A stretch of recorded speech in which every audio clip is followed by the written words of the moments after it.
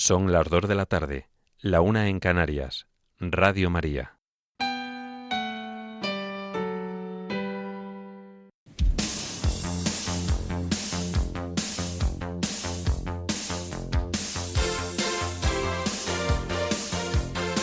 Servicios informativos de Radio María.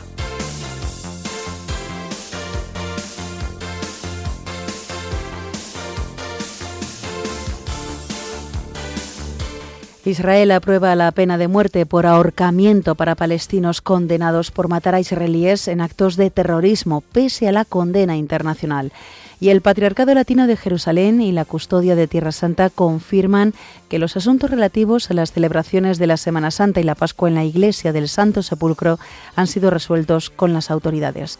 Estas y otras noticias en el informativo que ahora comenzamos. Buenas tardes. Los obispos de la Unión Europea instan a detener la violencia, promover treguas y brindar ayuda humanitaria. El obispo de Palm Beach, en Estados Unidos, pide ayuda urgente para Cuba. Varias diócesis españolas celebran la misa crismal en este martes santo. La Pascua salesiana acercará a unos 2.000 fieles la vivencia de la fe en Semana Santa. La guerra en Oriente Medio cumple 30 días sin una solución clara a la vista. Ucrania firma un pacto armamentístico con Bulgaria. En España, el Congreso y el Senado estudiarán las repercusiones para la seguridad nacional de la regularización extraordinaria de migrantes aprobada por el Gobierno. La vivienda se encarece un 14,3% hasta marzo y queda solo un 4,5% por debajo de los máximos alcanzados en 2007. Y en deportes, la Federación Internacional de Automovilismo revisará el reglamento de la Fórmula 1 tras el accidente de Oliver Mann en el Gran Premio de Japón.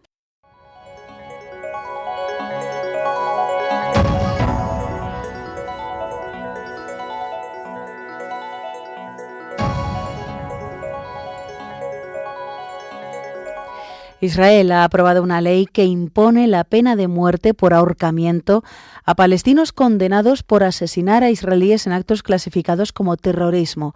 Esta medida, aprobada ayer por el Knesset con 62 votos a favor y 48 en contra, marca un endurecimiento significativo de las penas en el contexto del conflicto en Oriente Próximo. La normativa establece la pena capital como castigo por defecto en tribunales militares para palestinos en Cisjordania que maten a israelíes durante actos terroristas, con ejecuciones en un plazo de 90 días y sin derecho a indulto, salvo en circunstancias especiales que permitan cadena perpetua por mayoría simple de jueces. Para ciudadanos israelíes, incluidos palestinos con ciudadanía, los tribunales civiles pueden optar entre muerte o cadena perpetua si el asesinato busca negar la existencia de Israel, aunque en la práctica se aplica de forma discriminatoria solo a los no judíos. El primer ministro Benjamín Netanyahu votó personalmente a favor, cumpliendo así una promesa a sus aliados.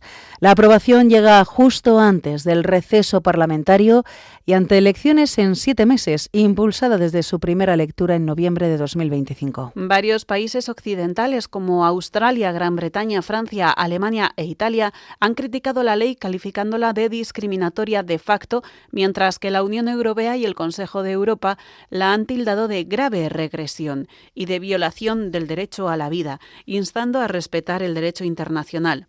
La autoridad palestina la ha denunciado como una prueba del sistema colonial.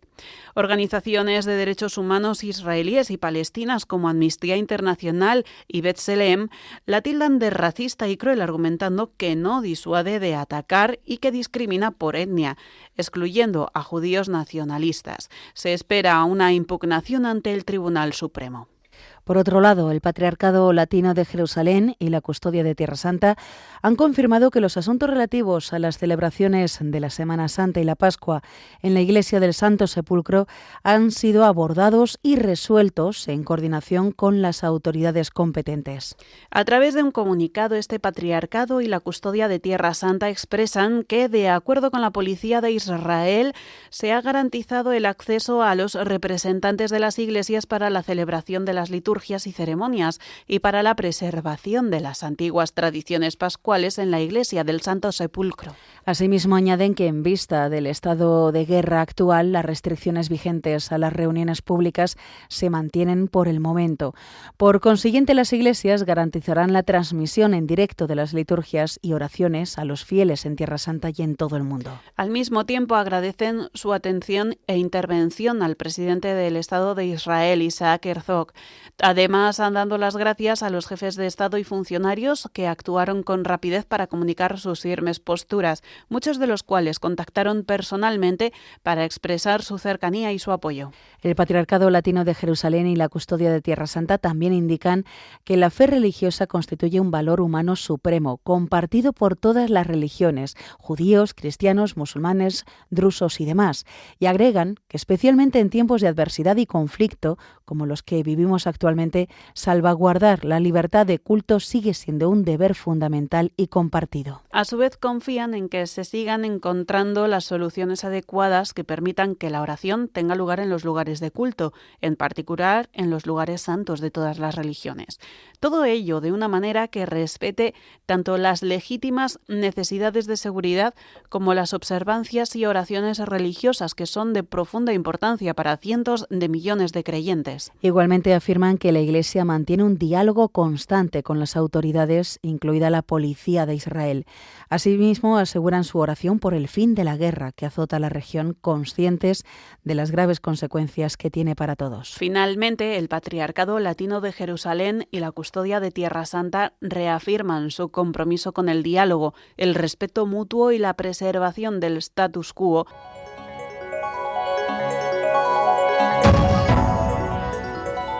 Noticias de la Iglesia en el mundo.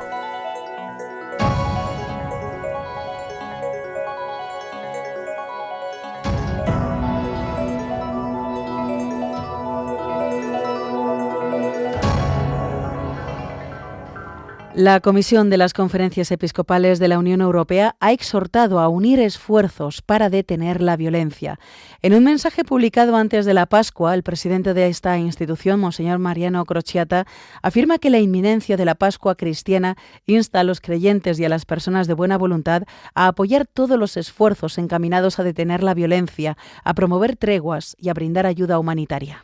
En este texto, Monseñor Crociata asevera que los obispos han seguido con aprehensión y alarma la apertura de nuevos frentes de guerra en Oriente Próximo. En este contexto, los prelados europeos aseguran que sus pensamientos están en las poblaciones civiles inocentes que sufren un sufrimiento inaudito, ha dicho.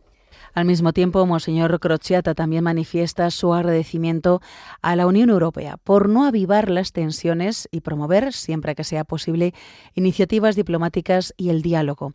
El prelado sostiene que, como cristianos y ciudadanos europeos, estamos llamados a acoger el don de la paz y a cultivarla con el compromiso de proteger la dignidad de cada persona, promover la justicia y actuar en cumplimiento del derecho internacional. Además, el presidente de la Comisión de las Conferencias Episcopales de la Unión Europea ha recordado que la Unión Europea nació como un proyecto de paz. En este sentido, ha reiterado su llamada a mantener este compromiso, alegando que exige un deseo convergente de unidad entre los Estados miembros. Más noticias desde Estados Unidos. El obispo de Palm Beach, Manuel de Jesús Rodríguez, pide ayuda humanitaria urgente para Cuba ante la grave crisis de alimentos y salud, mientras un buque petrolero ruso se aproxima a la isla con la autorización de Estados Unidos, rompiendo así temporalmente el bloqueo. Cuba enfrenta apagones masivos y escasez energética extrema desde la intervención militar de la administración Trump en Venezuela, que cortó el suministro de crudo venezolano a la isla de Cuba. Esta crisis económica y social se ha visto algo aliviada hoy con la llegada de este petrolero ruso a las costas cubanas, al no haber sido interceptado por las patrulleras estadounidenses. Esta concesión inusual contrasta con la orden ejecutiva de Donald Trump, que impone aranceles a países que vendan petróleo a Cuba, una vista como amenaza a la seguridad nacional. En este contexto, tras asistir a la toma de posesión de un obispo en Cuba, el obispo de Palm Beach, Monseñor Rodríguez, ha instado a los fieles y líderes de Estados Unidos a actuar con sabiduría y compasión, priorizando comida y medicinas a través de la Iglesia Católica. En su mensaje, el prelado describe la situación como un imperativo moral, colaborando con los obispos cubanos para canalizar la ayuda pese a los obstáculos logísticos. La Iglesia se ofrece como mediadora para reducir tensiones y facilitar ayuda en un panorama de huracanes recientes y de presión geopolítica sobre La Habana. Estados Unidos ya envía asistencia vía Cáritas para los damnificados, pero la diócesis de Palm Beach busca expandirla urgentemente. Nos vamos a Roma. El Papa León XIV recibió ayer a los miembros de la comunidad monástica de las abadías de Santa Escolástica de Subiaco, de Santa María del Monte de Cesena y de Santa Escolástica de Bari. En este encuentro el pontífice les animó a seguir la exhortación de San Benito de cuidar las acciones de la propia vida y resaltó la importancia de la oración y de la lectura de la palabra de Dios. Al mismo tiempo, el Santo Padre afirmó que el camino de santificación de un consagrado, por muy rico que sea en fervor e inspiración, no puede reducirse a un simple recorrido personal. Su santidad explicó que este tiene una dimensión comunitaria necesaria, en la que el anuncio de la liberación pascual se concreta en el servicio fraterno, un reflejo del amor universal de Cristo por la Iglesia y la humanidad. El obispo de Roma indicó que en este sentido la sinodalidad, promovida por el Papa Francisco como algo fundamental para la vida de la Iglesia, traducida en el monasterio, en la práctica cotidiana de caminar juntos, en la escucha recíproca, en el discernimiento comunitario bajo la guía del Espíritu Santo, en la comunión con la Iglesia local y con la familia benedictina. A su vez, el Papa destacó un aspecto particular propio de la misionariedad claustral, el de la intercesión, en la que la palabra, convertida en oración, nos une a Cristo mediador, quien intercede por nosotros. A este respecto precisó que interceder es prerrogativa de los corazones que laten en sintonía con la misericordia de Dios, dispuestos a recoger y a presentar al Señor las alegrías y los dolores, esperanzas y angustias de los seres humanos de hoy y de todos los tiempos. Igualmente, el Santo Padre subrayó la importancia de la formación permanente.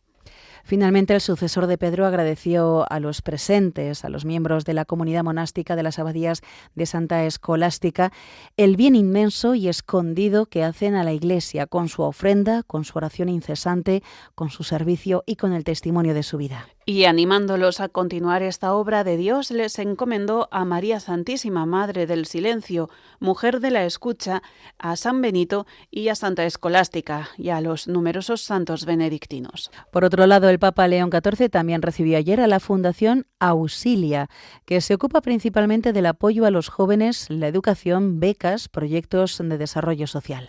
Recordando el inicio de la Semana Santa, tiempo providencial, afirma el pontífice, para nuestro seguimiento del Señor crucificado, muerto y resucitado por nosotros, su santidad se detiene en la ayuda a la fundación, que esta fundación ofrece a los chicos, en particular en la formación y en la inserción en el ámbito laboral.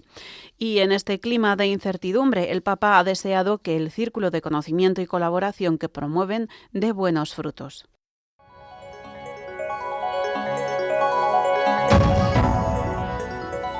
Noticias de la Iglesia en España.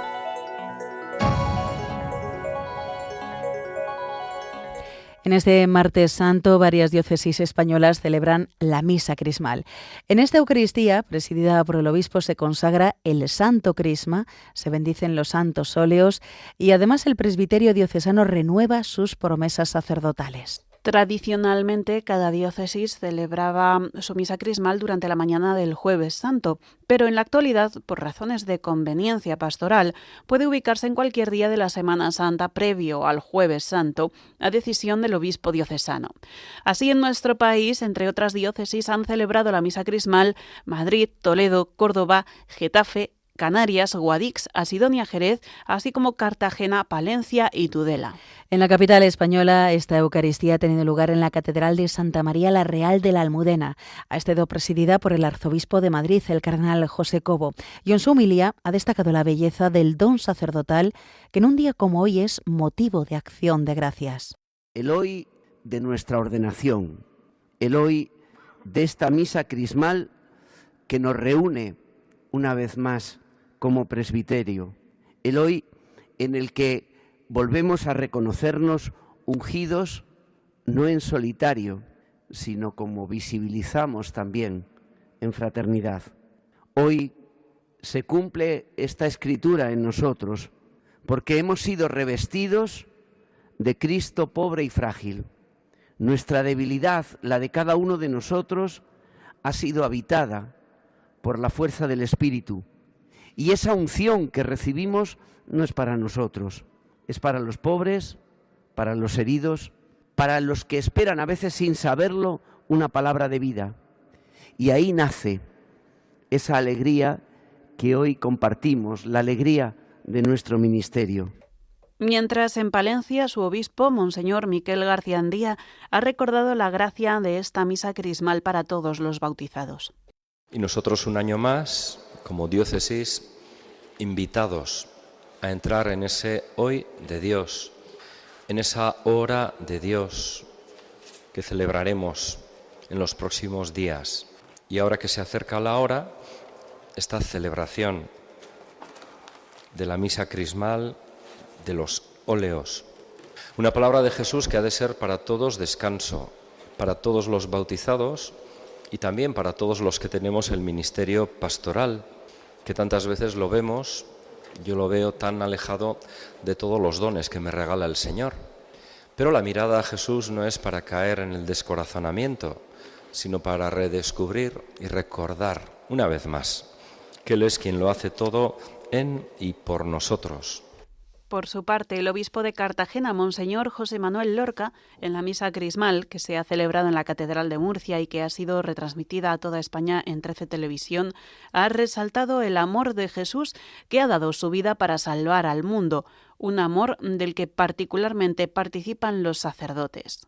Y nosotros somos unos privilegiados, porque el amor de Dios ha sido derramado sobre nosotros, sobre nuestros corazones, por el Espíritu Santo que se nos ha dado, nos recuerda San Pablo. Hoy, pues, es una gran oportunidad, una oportunidad muy grande para dar gracias por el privilegio de haber sido llamados por Dios para este ministerio santo y llevar al pueblo santo de Dios la palabra, los sacramentos de la salvación, porque el mundo necesita ser reconciliado en el amor. Mientras, la diócesis de Segorbe-Castellón celebró ayer la misa crismal. La ceremonia tuvo lugar en la Catedral de Segorbe y estuvo presidida por el obispo diocesano, Monseñor Casimiro López. En su homilía, el obispo de Segorbe-Castellón subrayó, citando a San Juan Pablo II, que esta misa recuerda que son el pueblo sacerdotal santificado por los sacramentos y enviado a difundir por el mundo el suave aroma de Cristo, el Salvador. Además, Monseñor Casimiro López invitó a unirse en acción de gracias a Dios por el don de su ordenación episcopal hace 25 años y por su ministerio episcopal durante estos años. Con este motivo, el prelado ha querido entonar un canto de alabanza y de acción de gracias a la misericordia y fidelidad de Dios, que le ha ungido, enviado y sostenido cada día. Y bajo el lema Un amor que hace historia, unos 2.000 jóvenes de ambientes salesianos vivirán la Semana Santa en encuentros preparados para ellos.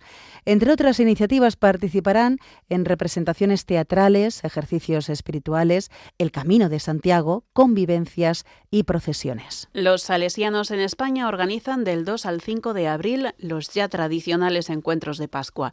Se trata de una propuesta pastoral dirigida a adolescentes y jóvenes vinculados a las obras salesianas, en los que se ofrece la oportunidad de vivir los días centrales de la Semana Santa en un ambiente de fe, comunidad y acompañamiento, especialmente diseñado para ellos. Junto a los jóvenes, cientos de animadores y salesianos acompañarán a los participantes en estos días, organizando los momentos de oración, de grupo, de reflexión personal y las celebraciones religiosas propias del Triduo Pascual.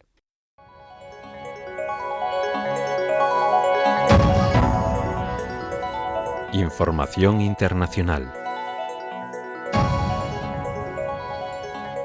La guerra en Oriente Medio cumple 30 días sin una solución clara a la vista. Iniciada el 28 de febrero con operaciones como Epic Fury o Roaring Lion por parte de Estados Unidos e Israel contra Irán y sus aliados, el conflicto se ha extendido a 16 países, incluyendo Líbano y el Golfo Pérsico.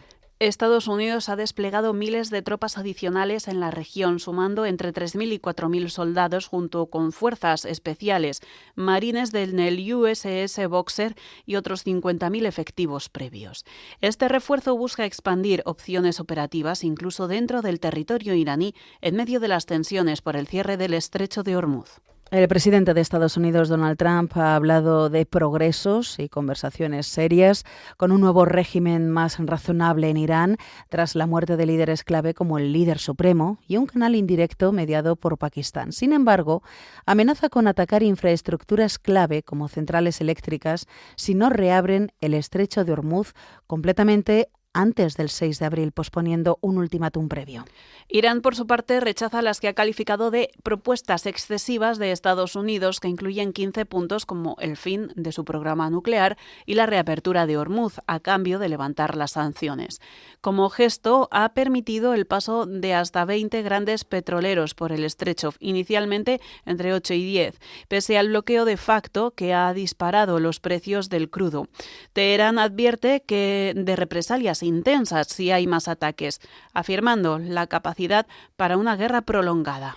Nos vamos a Francia, donde los transportistas han protestado en París contra la subida de precios de los carburantes, impulsada por la crisis en Oriente Próximo.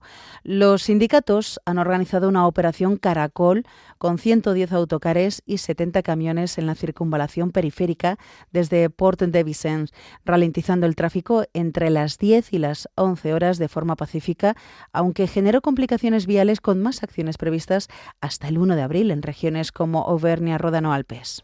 Los precios de la gasolina en París han alcanzado los 2,02 céntimos por litro a mediados de marzo, con un promedio nacional de 1,95 euros y picos del 16,9% por el conflicto de Hormuz. Los transportistas reclaman rebajas directas, más ayudas claras para los autónomos y las pymes, como los 20 céntimos por litro en abril, denunciando insuficientes las medidas gubernamentales de 50 millones de euros ante la erosión de sus márgenes. Ucrania y Bulgaria han firmado un acuerdo de defensa por 10 años para producir conjuntamente drones y otras armas en ambos países. Ha sido durante una visita del primer ministro interino búlgaro, Andrei Grov, a Kiev. Zelensky se ha mostrado muy satisfecho, destacando que sistematiza la cooperación ante la rápida evolución tecnológica de los drones en la guerra contra Rusia, mientras Grov la calificó de compromiso euroatlántico real.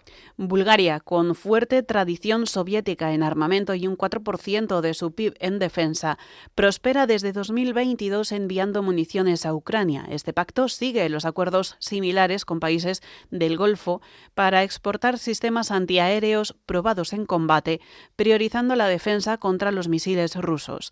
Los líderes también avanzan en un corredor de gas vertical desde Grecia. Y seguimos hablando de Ucrania, ya que ayer mismo las autoridades de Letonia anunciaban un nuevo paquete de apoyo a ese país valorado en 6.800.000 euros, con la vista puesta en proteger la infraestructura energética y reforzar la resistencia de la población civil.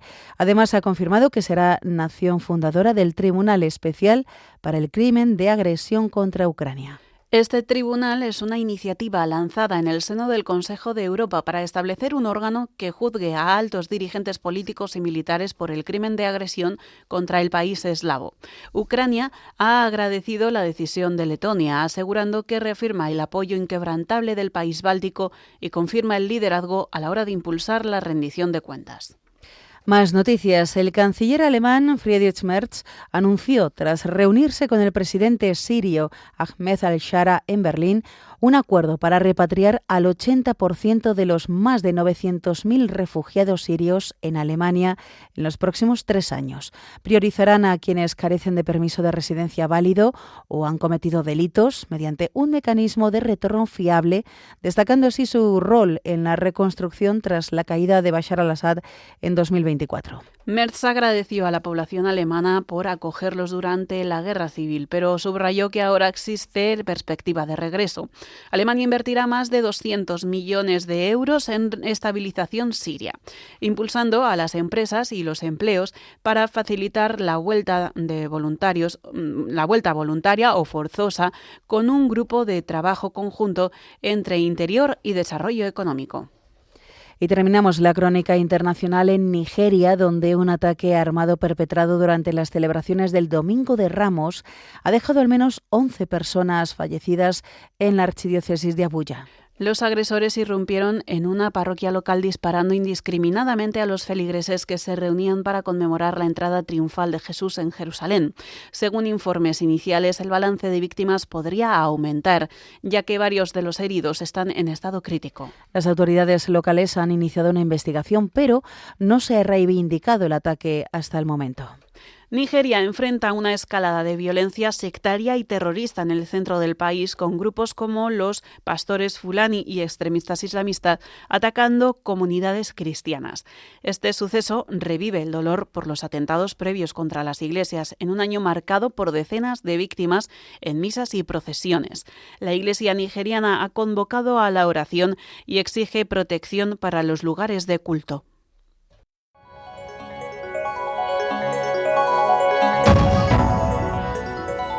Información nacional.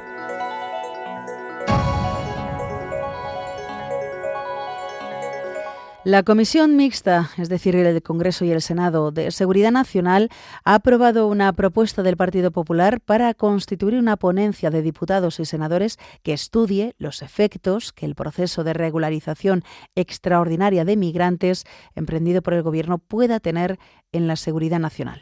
La iniciativa del Partido Popular ha salido adelante con el apoyo de Vox, con el que suman mayoría absoluta en la comisión, y el voto en contra del Partido Socialista, Esquerra Republicana de Cataluña y EH Bildu. El diputado del Partido Popular, Rafael Hernando, ha denunciado que el proceso de regularización aprobado por el Gobierno, además de ilegal, por la forma en la que se ha efectuado de forma urgente con un decreto, ha dicho, es temerario porque pone en riesgo la seguridad nacional y del conjunto de la Unión Europea. El Consejo de Ministros aprobó el 27 de enero iniciar el trámite de urgencia para regularizar de forma extraordinaria a más de 500.000 de inmigrantes, tras un pacto entre el Partido Socialista y Podemos.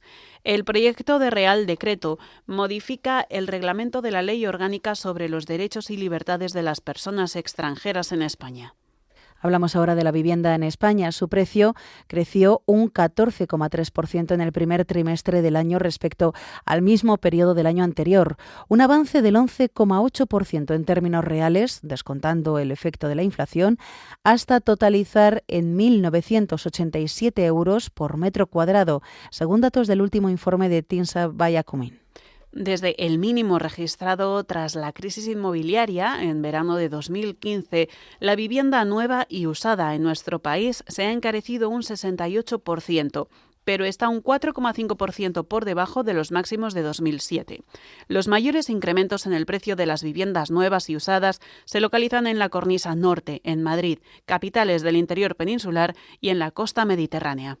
Más noticias. Una amplia operación de la Policía Nacional contra la denominada por los investigadores Red de Redes del Hachís ha permitido localizar en Ceuta una compleja infraestructura subterránea o narcotúnel destinada a introducir toneladas de estupefacientes en España. El jefe del Audico Central, el comisario principal Antonio Martínez Duarte, ha explicado en rueda de prensa que se ha desarticulado una de las mayores redes de distribución de hachís de España, lo que ha supuesto la detención de 27 personas en Ceuta, Andalucía y Galicia, así como la intervención de 17 toneladas de droga.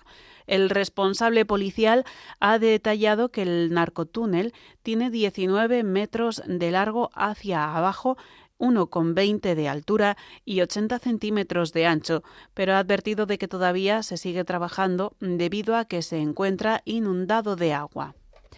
Iberia y los sindicatos han cerrado un acuerdo para llevar adelante el expediente de regulación de empleo voluntario para 996 personas que dejarán la compañía con un 80% del salario bruto en caso de prejubilaciones y con 35 días por año trabajado para los menores de 60 años en las bajas incentivadas. De los 10.700 empleados de Iberia, el ERE afecta a 106 pilotos, 137 tripulantes de cabina de pasajeros y 753 trabajadores de tierra, entre ellos técnicos de mantenimiento y personal de servicios corporativos.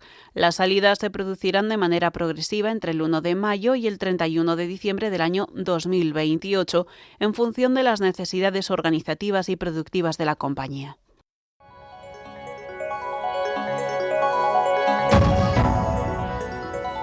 Información deportiva.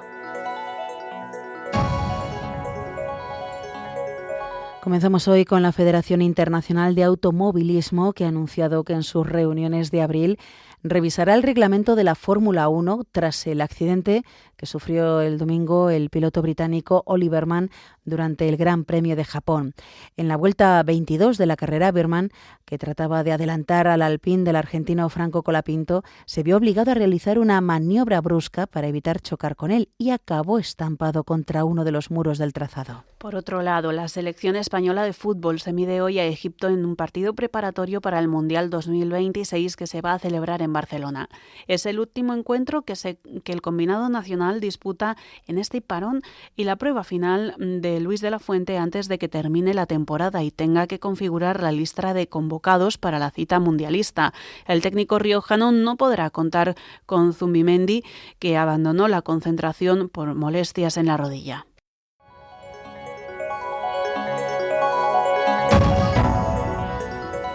Noticias autonómicas.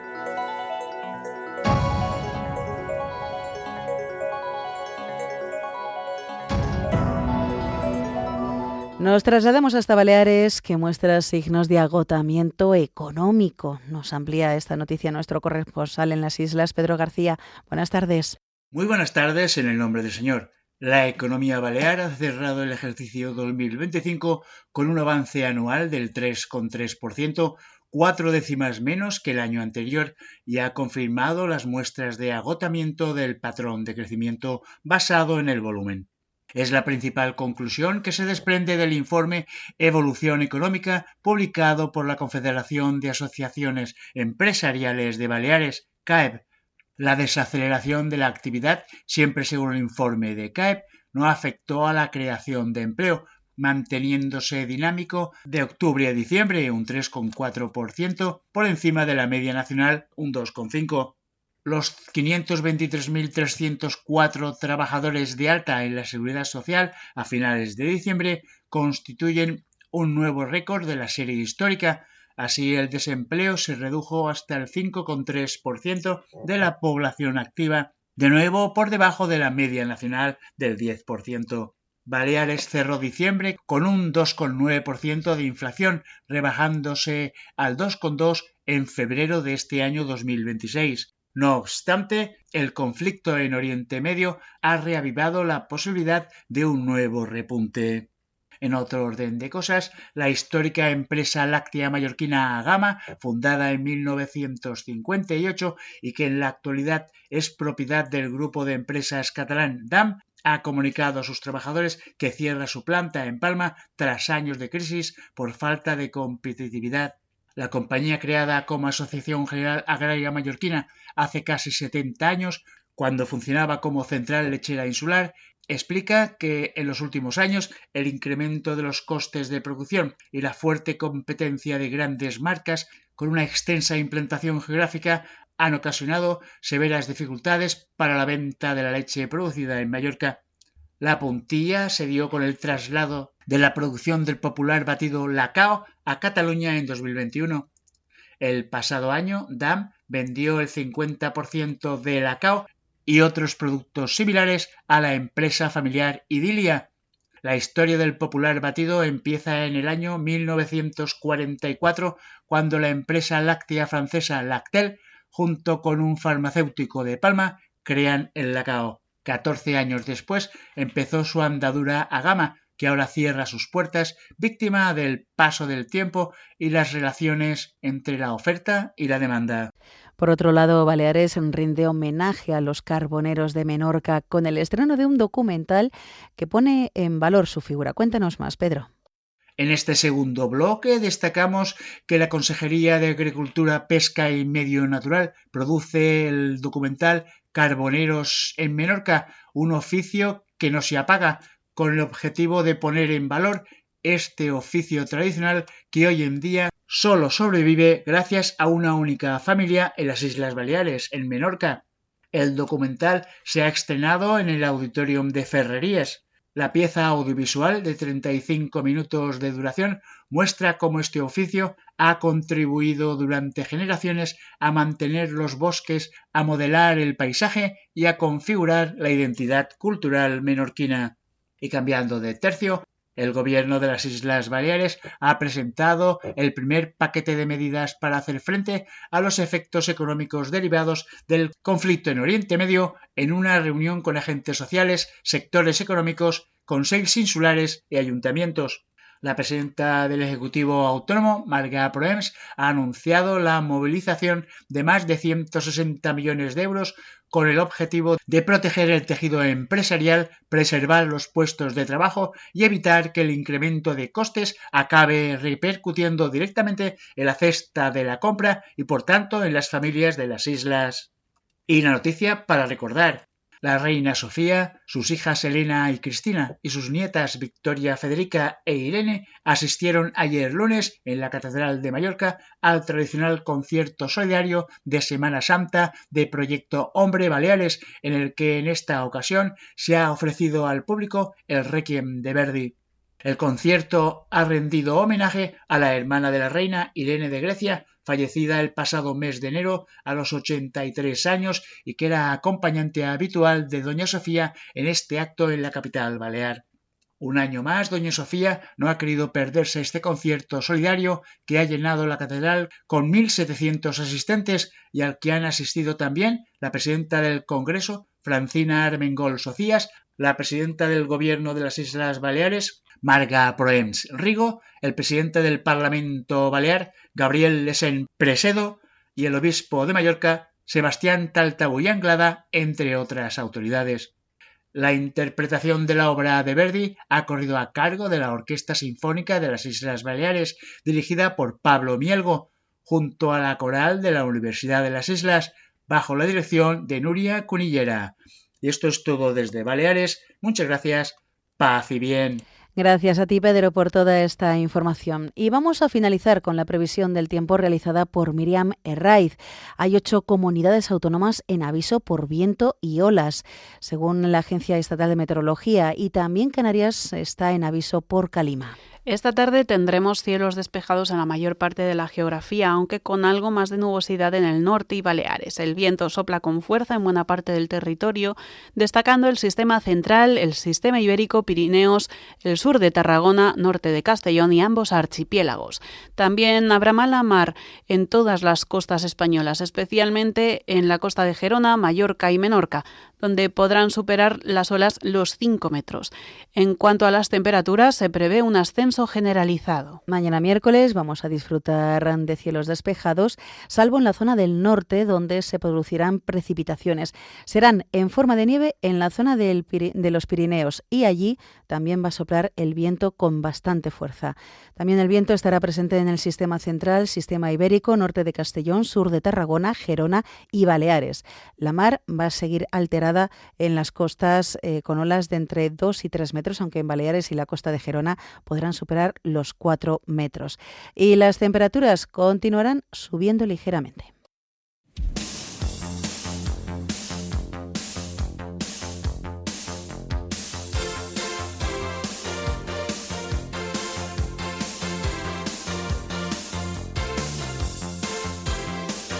Es todo por el momento. Los hemos acompañado en la redacción Cristina Abad y Juan Manuel González, y se lo hemos contado Rocío García y Yolanda Gómez. Más noticias a las 10 de la noche, las 9 en Canarias.